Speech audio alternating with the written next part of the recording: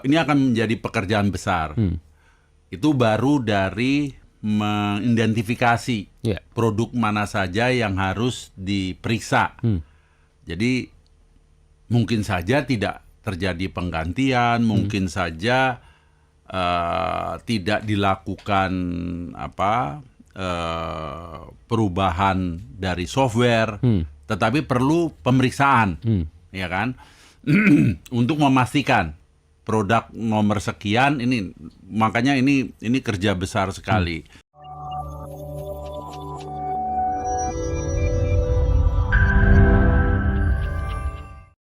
Bagaimana akhirnya ini mungkin salah satu langkah yang akan diambil adalah recall. Nah, ini untuk kasus yang kali ini kan terjadi di banyak negara, Pak Bebin, tidak hanya di Indonesia saja. Ini proses recall-nya akan seperti apa, gambaran ke depannya, dan kira-kira akan take time berapa lama nih untuk proses recall ini bisa berlangsung? Karena sifatnya global, rasanya preparation-nya akan panjang. Persiapannya akan panjang, karena kan terkait dari sekian banyaknya model, akan terkait dari catatan-catatan produksi. Setiap negara akan berbeda. Belum lagi yang kendaraan-kendaraan diekspor, ya kan?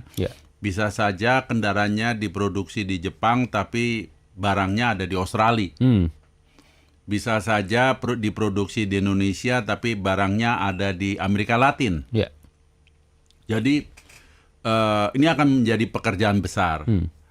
Itu baru dari mengidentifikasi produk mana saja yang harus diperiksa.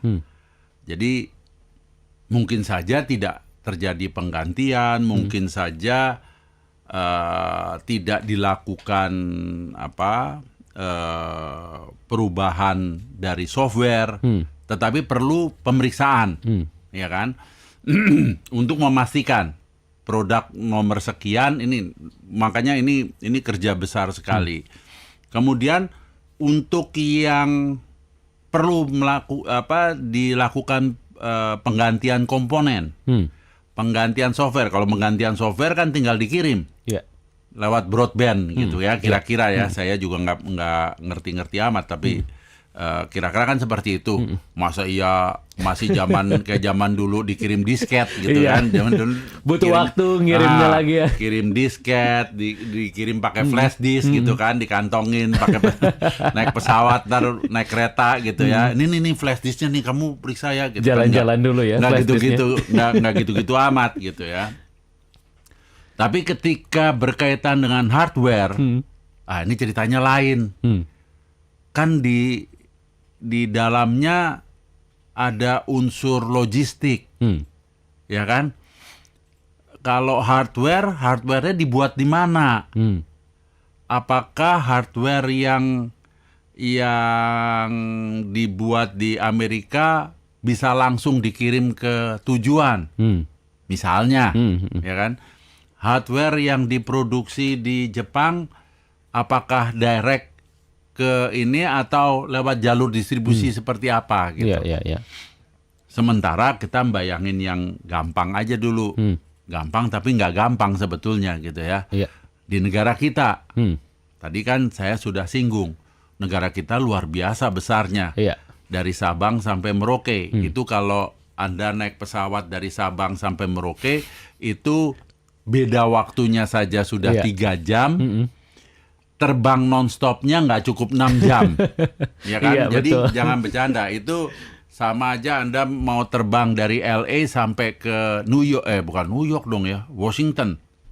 Sono lagi. Boston. Ya gitulah kira-kira. Ya kan?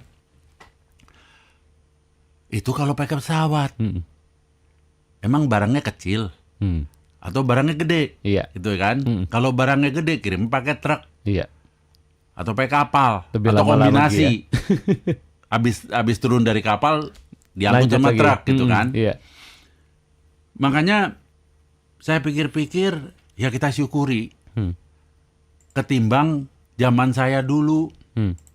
Kalau dikirim pakai truk dari Jakarta sampai ke Aceh misalnya, mau berapa hari? Jalannya juga hancur-hancuran. Betul. Ya kan? Sekarang kita udah punya tol, itu akan mempercepat gitu ya. Kalau bisa dikombinasi antara kapal dan truk, mungkin lebih cepat lagi gitu ya. Karena tidak semua mau diangkut pakai pesawat. Biayanya kan luar biasa. Belum lagi koordinasi. Saya juga membayangkan namanya koordinasi antara prinsipal, dalam hal ini kantor pusat di Jepang, dengan di Indonesia. Jadi kantor pusat tuh kantor pusat. Dari kantor pusat, ini kan harus distribute lagi kan. Informasinya, petunjuk pelaksanaan, begini, begono gitu ya. Itu harus ke semua dealer, tanpa kecuali. Ya kan, karena distribusi dari produknya aja kan sebetulnya petanya sudah ada di kantor pusat. Ya kan? Betul. Produk ini saya jual di Sumatera Selatan. Ya kan? Sampai dibeli dengan siapa juga. Sumatera Selatan sendiri itu kan sampai kemana gitu. Lampung, perbatasan Lampung dengan Sumatera Selatan dan seterusnya. Lagi-lagi negara kita luar biasa besarnya. Belum Kalimantan. Jangan jauh-jauh. Di Pulau Jawa aja dari ujung ke ujung udah seperti apa gitu ya. Jadi ini pekerjaan besar. Jangan Anda berpikir, oh besok lusa saya akan dihubungi gitu ya. Karena datanya kan harus dikumpulkan. Ini terkait dengan isu ini, produk mana saja, mulai tahun berapa. Saya cuma membayangkan kan, kalau katakanlah produk sebelum pandemi yang memakai fitur ini kan nggak banyak gitu. Jadi ya memang seringkali, aduh di luar sana kok sudah punya fitur ini dan itu gitu ya. Di kita kok belum diaplikasikan gitu, belum ada. Gitu. Tapi kalau dalam kondisi seperti ini, kita jadi apa ya? Untung aja gitu kan, kita mikirnya positif gitu. Untung aja.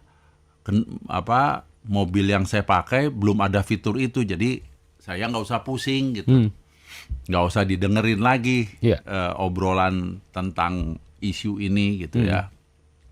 Tapi ketika mobilnya ada fitur ini, nah loh, ini termasuk yang cacat atau enggak kan gitu. Kalau termasuk yang cacat, kapan mau diatasinya gitu. Ya seperti itulah gambarannya. Ini bukan pekerjaan yang sederhana dan akan menguras tenaga. Yang saya dengar di kantor pusat sana di Jepang katanya akan menghentikan dulu penjualannya.